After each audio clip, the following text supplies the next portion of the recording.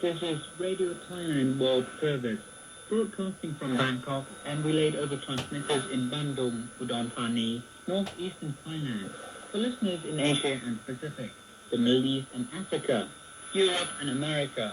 It is now time for our broadcast in Japanese.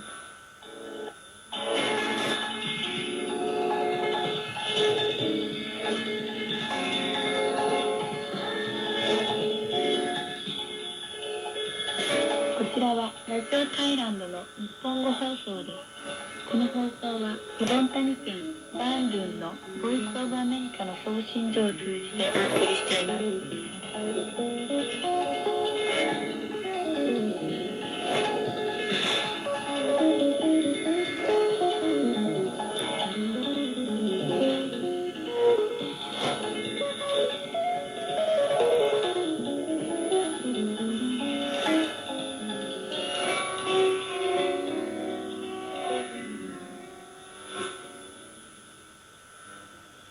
皆さんこんばんは。